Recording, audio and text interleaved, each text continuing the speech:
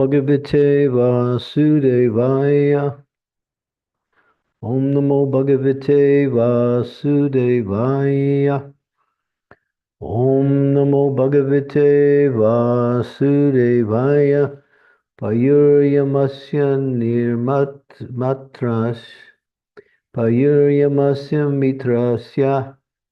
Parimoksasya narada. Himsaya niritir mrityor. Nirayasya gudam smritaha. O Narada, the evacuating outlet of the universal form is the abode of the controlling deity of death, Mitra. And the evacuating hole in the rectum of the Lord is the place of envy, misfortune, death, and hell. Next verse. Verse 10. Parabhutir adharmasya tamasa chapi paschitama nadyo nadani nadi namcha grotranam masti samhaitahi. Translation. Can't see it. Okay. The back of the Lord is the place for all kinds of frustration and ignorance, as well as for immorality. I can't see that word. It's blocking down the page. As well as for immorality. From his veins flow the great rivers and rivulets, and his bones are stacked the great mountains. Purport. In order to defy the impersonal conception of the Supreme Personality of Godhead, a systematic analysis of the physiological and anatomical constitution of the transcendental body is given here. It is clear from the available description of the body of the Lord, his universal form, that the form of the Lord is distinct from the forms of ordinary, mundane conception. In any case, he is never a formless void. Ignorance is the back of the Lord, and therefore the ignorance of the less intelligent class of men is also not separated from his bodily conception. Since his body is the complete whole of everything that be, one cannot assert that he is impersonal only. On the contrary, the perfect description of the Lord holds that he is both impersonal and personal simultaneously. The personality of Godhead is the original feature of the Lord, and his impersonal emanation is but the reflection of his transcendental body. Those who are fortunate enough to have a view of the Lord from the front can realize his personal feature, whereas those who are frustrated and are thus kept on the ignorant side of the Lord, or in other words, those who have the view of the Lord from the back, realize him in his impersonal feature. Om Gyan Timidandasya Gana Jana Salakaya Chaksun Militam Yena Tasmai Shri Gurave Namaha. Nama Om Vishnu Padaya Krishna Prastaya Bhutale Srimakte Bhakte Vedanta Swami Tinamine. Namaste Saraswati Deve Gauravani Pacharine. Nirvisesa Sunyavadi Pastyatya Desatarni Vanchakalpa Tarubhischa Kripa Sindhu Pe Bachapatitanam Bhavanebhyo Vaishnavebhyo Namaho Namaha. Jai Sri Krishna Chaitanya Prabhu Nityananda Sri Advaita Gadadhar Srivasadi Gaur Bhaktavrindam.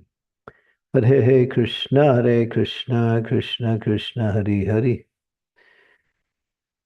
Hare Rama Rama Rama Hare Hare. So some people, philosophers, spiritualists, say the Lord is personal, and others say he is impersonal.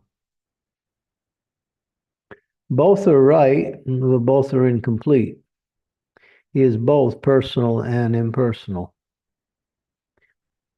You can't have personal without impersonal, and impersonal is an emanation of the personal.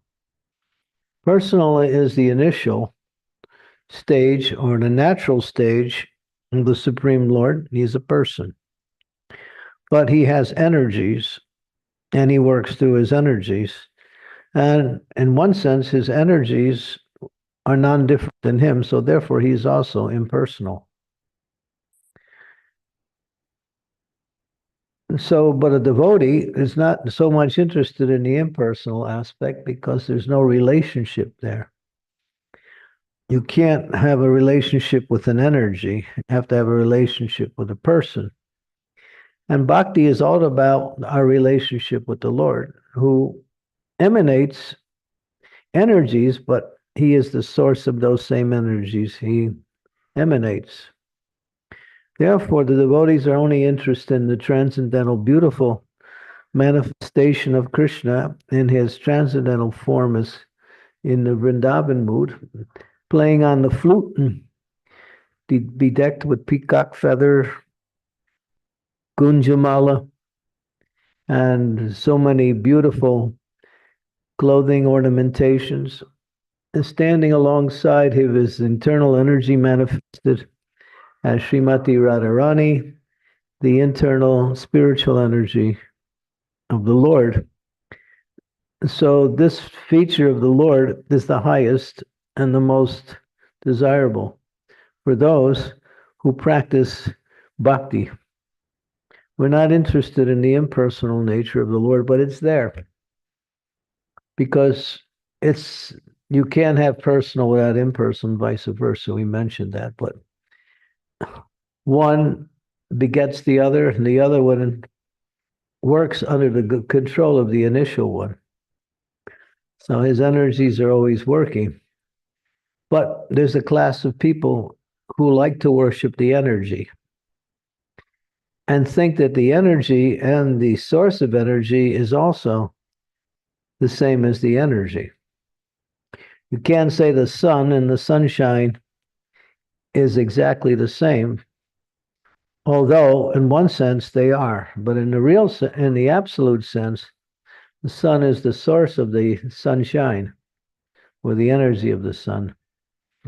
And the sun is localized where the sunshine is all pervading. This is very much similar to the nature of the absolute truth, where the Lord is localized in the heart of all living entities, but he pervades himself through his impersonal energy as all living entities that are manifested throughout the creation.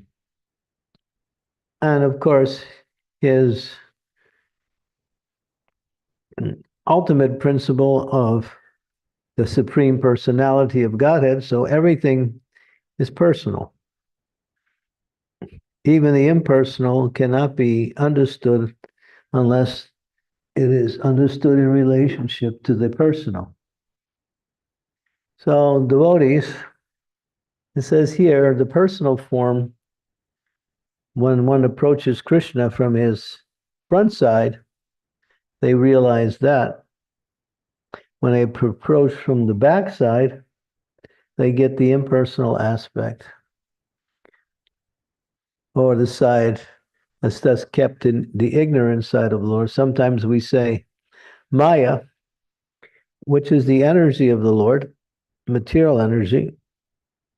Actually, Maya is spiritual, but when she works within the three modes of material and energy, she takes on the similar energy as the three modes, although she is spiritual by nature. She is Yoga Maya, but she becomes Maha Maya in contact with the external energy. So in her Maha Maya feature, she's always trying to distract the attention away from the Supreme Lord. But because she does that as a service, it's an embarrassing situation for Maya, in the sense that she has to do something that is what we say, contrary to the Lord's desire to keep the living entities away from the Lord. And therefore, she cannot approach in the front side. So if we keep ourselves in the front of the Lord, what does it mean to keep ourselves in the front of the Lord? It means to keep the instructions of the spiritual master foremost in our activities in Krishna consciousness. Then we can easily understand the process of bhakti and develop our attraction and attachment for Krishna. But if we stay behind the Lord, we will meet his external energy. What does it mean to stay behind the Lord?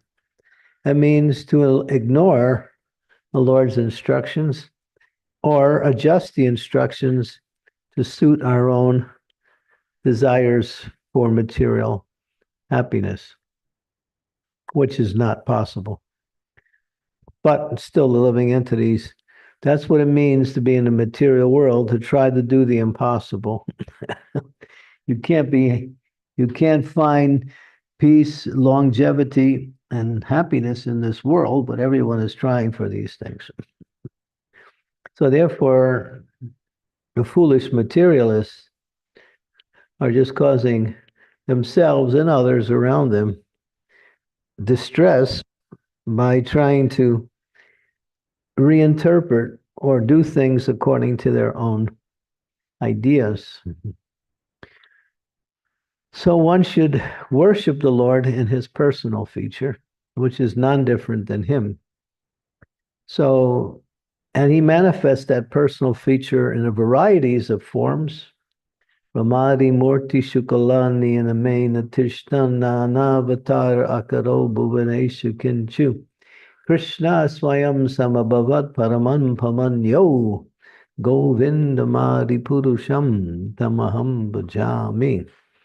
This verse mentions the different incarnations of the Lord and how they are all coming from Govindam, or Krishna, the Supreme Personality of Godhead. But all his forms are worshipable in his personal.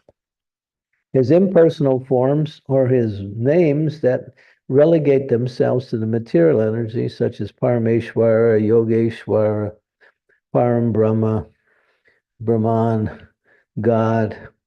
These are all limitations on the absolute truth. And one cannot worship the absolute truth through chanting these names. One has to, as it says in the Shikshastakam, one has to chant the personal forms of the Lord in his primary names, such as Krishna, Govinda, Gopijana Vallabhaya, like that. Also, Yasoda Nandana, Nanda Nandana. These are all personal names of the Lord. But Krishna is the foremost. Prabhupada was explaining, Krishna is the perfect name for the absolute truth. Why? Because what does Krishna mean? What is the actual meaning of the name Krishna? It means he who attracts everyone. If God is not all attractive, then he is not God. And so his attracting feature is the most prominent feature of his nature. He can attract others towards him simply by his appearance. And therefore, the devotees worship him as Krishna, the all-attractive one, which, as Prabhupada said, is the perfect name for the absolute truth. Although he has other names, actually, God has no names. God does not have a name, but he adopts these different names in relationship to his activities, his devotees, the holy places. All of these are adopted, but actually the absolute truth is nameless.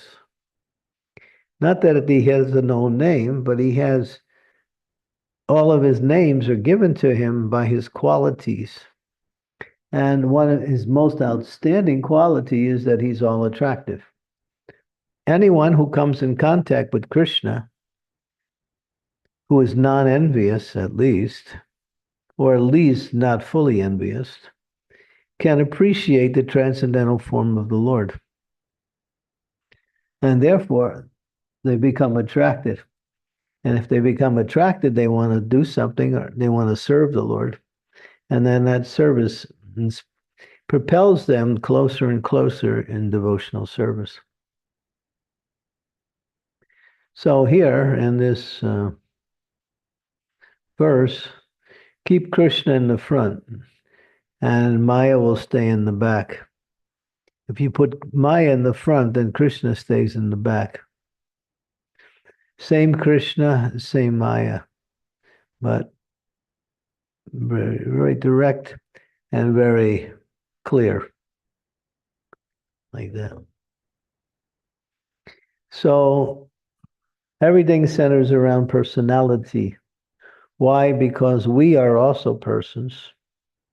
Even in our spiritual existence, we have a transcendental body that has form, which means it's personal. The material body is just a covering over the spiritual body. But still, the spiritual body exists because every body has form, has qualities, has activities. So in the same way, a living entity in the material world has the form of activities which are somewhat contrary to their existence. Contrary in the sense that they take one away from their understanding of who we are. What are we? We are Jiver Sarupai Krishnera Nityadas. When someone asks you, what is your identity, you quote this verse. Jiver Sarup Hoy Krishnera Nityadas. That definition alone is our identity. It's like they ask you who you are. You can cite your name, your place of residence, and so many things.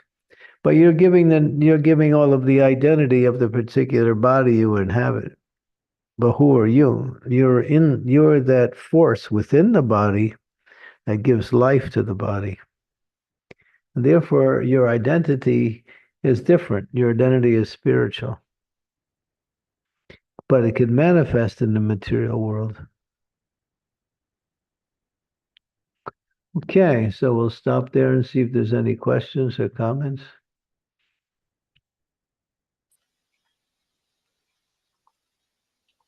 Thank you, Maharaj, for a wonderful explanation. It's quite interesting what you've mentioned about seeing Krishna from the front and Maya is at the back. I think that was a really nice way to explain that. Yeah. Keep Krishna in the front, keep Krishna in the front, and you won't see Maya. Yeah, I like that. That's really nice. Devotees, does anyone have any questions, reflections that you would like to share? Please feel free to raise your hand or pop them in the chat and I can read them out to Maharaj. Yeah, we have a lull in the questions here. Yeah, and please do put your cameras on. It would be nice to see you as well. Sridevi Mataji, you have a question? Yes, please. Thank you. Dear Maharaj, please accept my humble obeisances. All glories to Srila Prabhupada. So, Guru Maharaj, as you're speaking about following the instructions of the Lord or choosing to defy them and acting in ignorance, which only brings us to another body again and again, I'm thinking to myself that Krishna consciousness is so important that we need to have very inspiring ideals to strive for, very inspiring projects to work for, very inspiring people to be with. Then only we can hope to sustain ourselves in Krishna consciousness. Is my surmise wrong? Is my surmise wrong? I didn't hear your statement. I was saying that in Krishna consciousness, to keep ourselves going for the long haul, it is so important to feel inspired and enthusiastic by feeling inspired by projects or initiatives, having inspiring people to do seva with, having an inspiring goal to work for, that if we don't have these things, it's very hard to sustain our enthusiasm for the long run. Is my surmise correct? It's kind of like stretching the truth a little bit. That's not an absolute principle. If one chants the holy name of the Lord, they can purify their consciousness and come to the transcendental platform. So the holy name alone can carry you through, but along with association of devotees. So in that association, you're thinking of inspiration. And that's what usually happens. One gets inspiration to serve, one gets inspiration to surrender in the association of devotees. So yeah, that much. But Krishna consciousness is not a dragging process where you have a big load tied to a rope and you keep pulling it up the hill. That's not like that. The long haul, the long hallway. Krishna consciousness is sukham susukam kartavabhyam. Those who don't experience that happiness, that means they haven't really gotten to Krishna consciousness yet.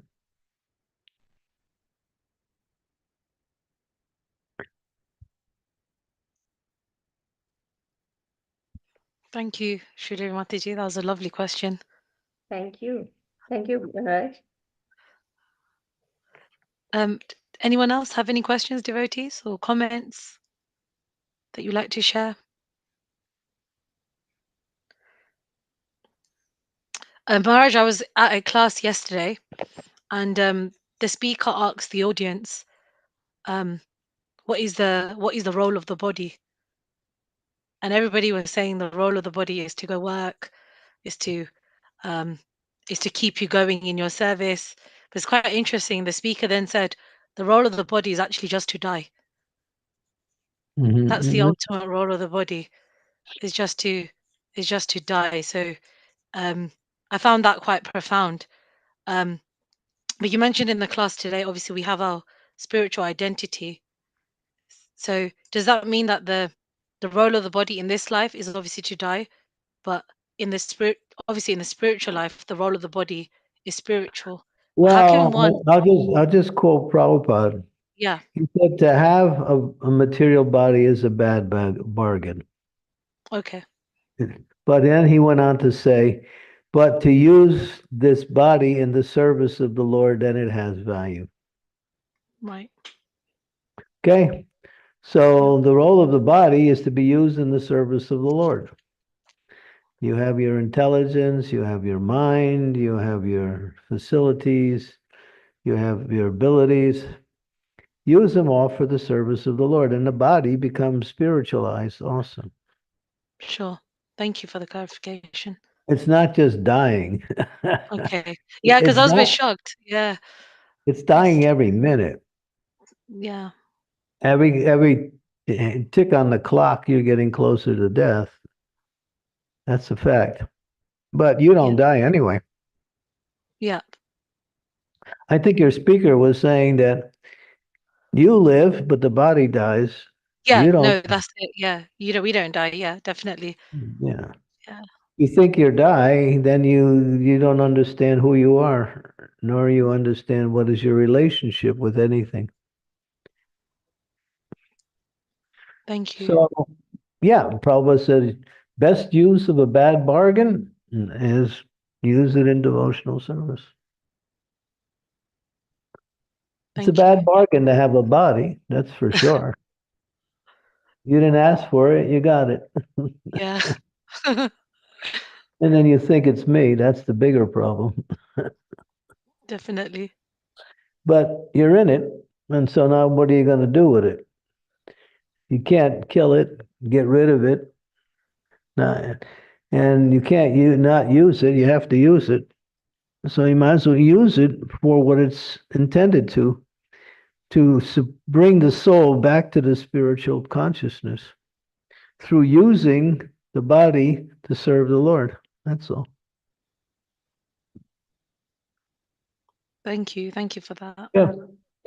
So it all comes back to service. We're not serving, we're not happy. Yeah, The more we serve, the more we'll be happy. definitely. Up to a No, certain point where we don't sacrifice our sadhana for service. Service is our life. Sadhana is the foundation by which service develops.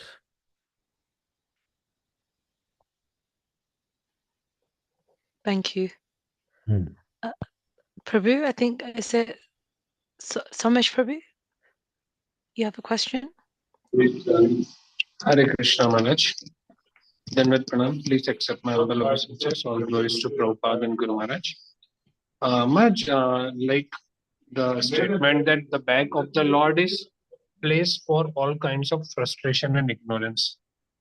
So I was just confused in the context that if Lord is all transcendental, then the statement like front and back of the Lord. So how should we understand this statement?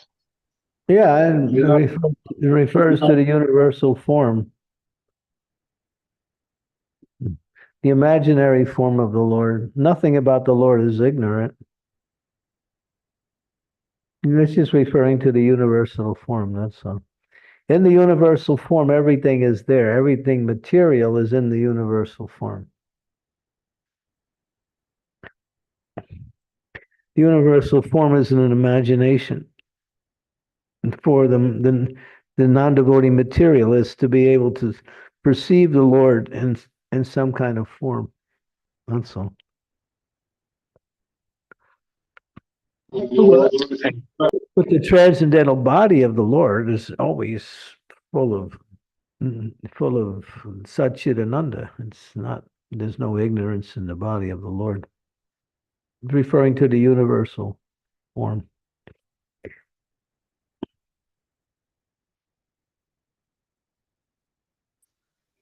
Thank you, Prabhu, for your question. Thank you, Maharaj. Everything materially good and materially bad is in the universal form.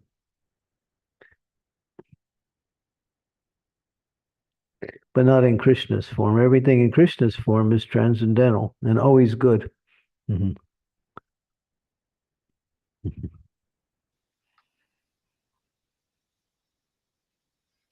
Thank you for that. I think I'll let devotees maybe think of some questions or some comments. But Marge, you mentioned about inspiration in service. Like obviously service is our life. What can we do if we are maybe sometimes struggling to find that balance of inspiration in our services? Well, go to the temple or connect with someone who's like that. Association with people who bring you up, who inspire you in your Krishna consciousness, who help you adopt some of the qualities you're looking for. It's all based on association. And we can associate with Srila Prabhupada through his books. Yeah. That's also association. Try to do it in the mind. The mind will always give reasons why it's not able to do it. The why? Oh, excuse me. The mind is your best friend and worst enemy. When it's not taking you to Krishna, it becomes your enemy.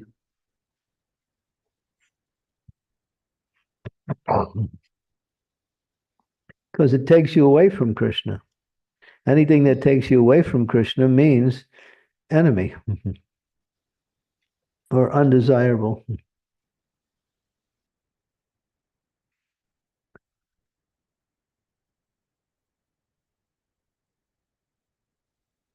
Thank you. Thank you for that.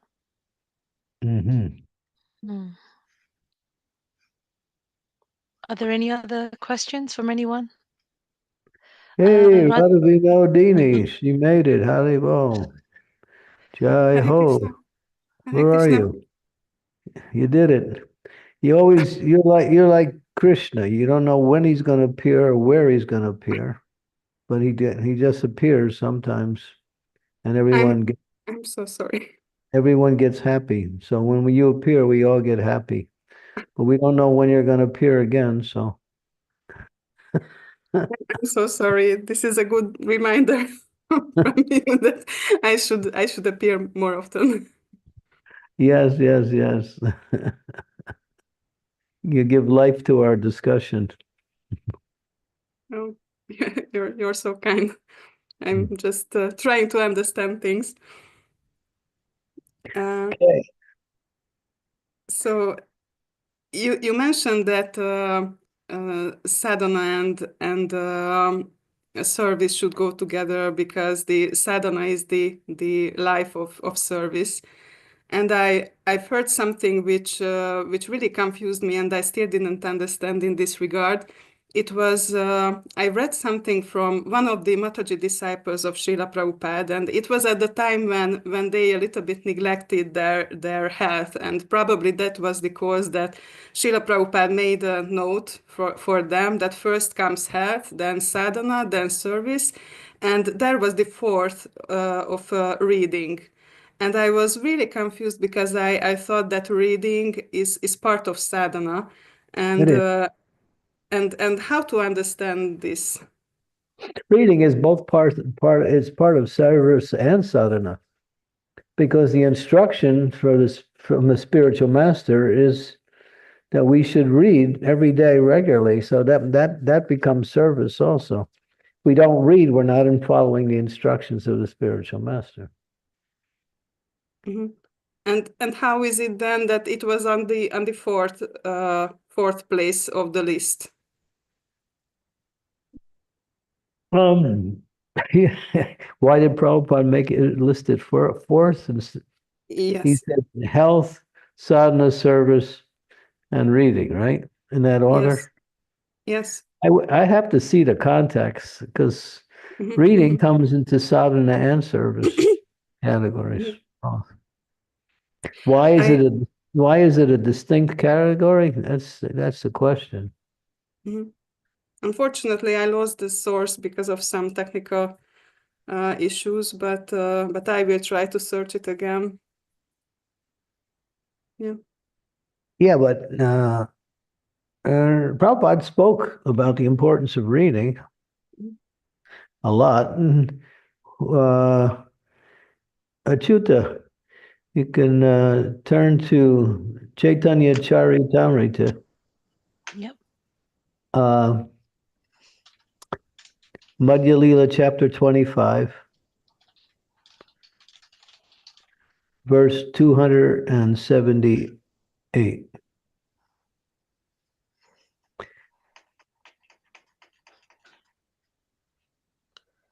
Put it up on the screen. Mhm. Yep.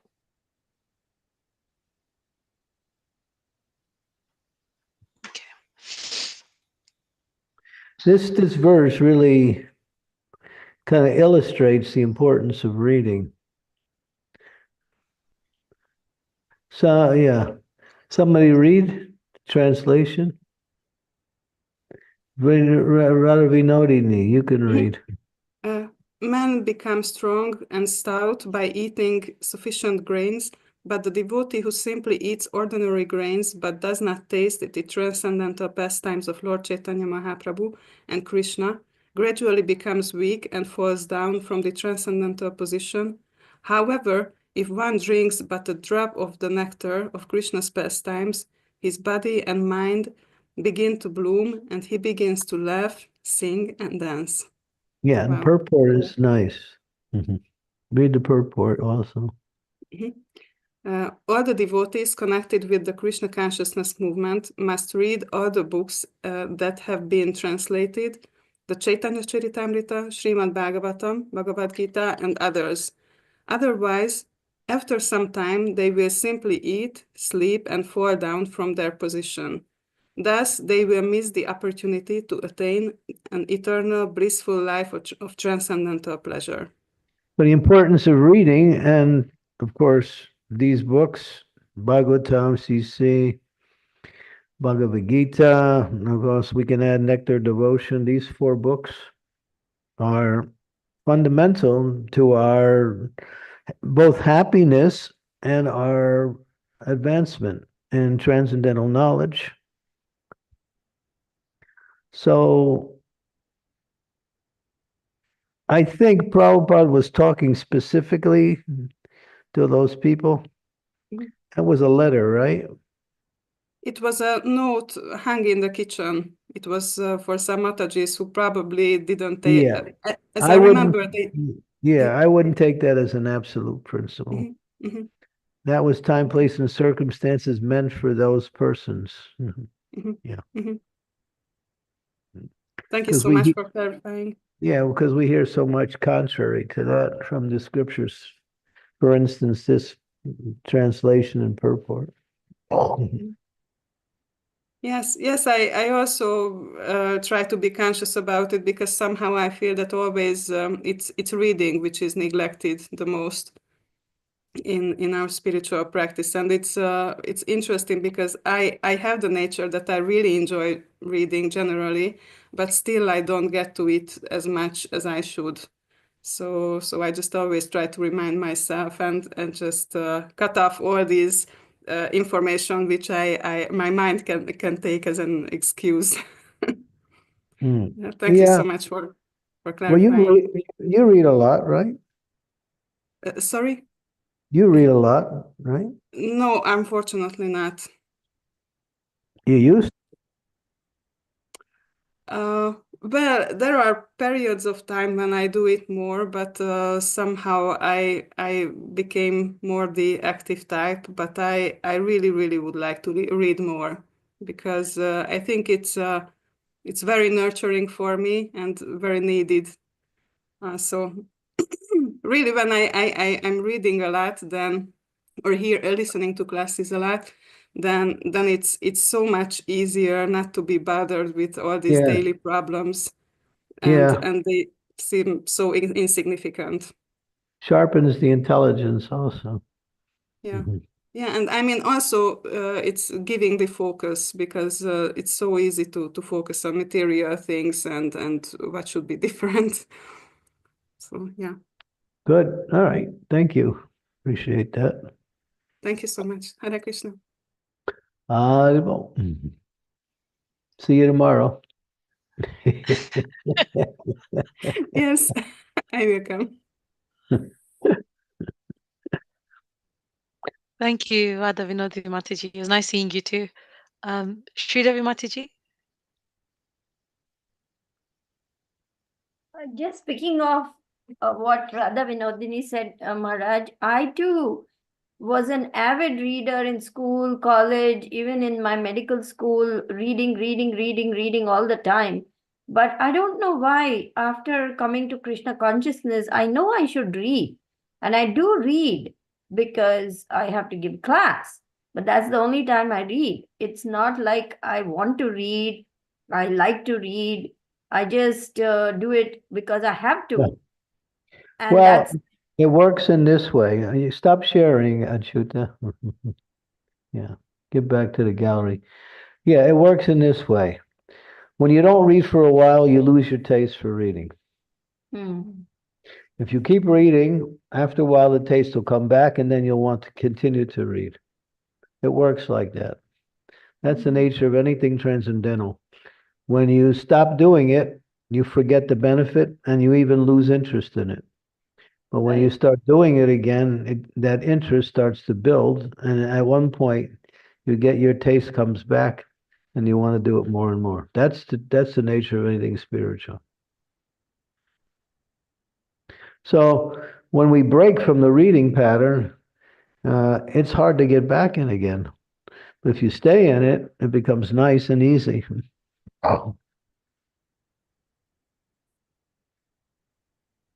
That's the nature of spiritual.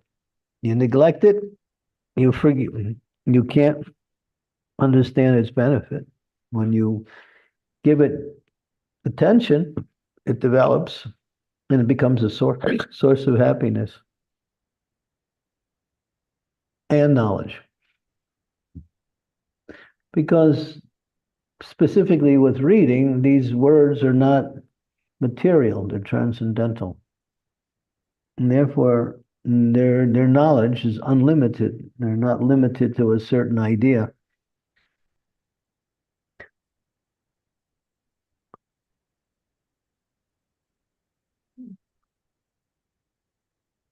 Thank you, Guru Maharaj. I'll keep that in mind.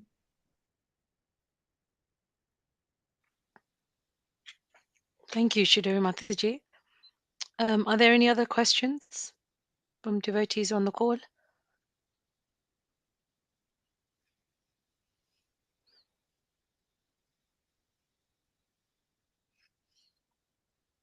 No, I don't think there are any other questions, Maharaj. Okay, let's chant for a little while. I don't know how long I can stay on, but we Sure. can try.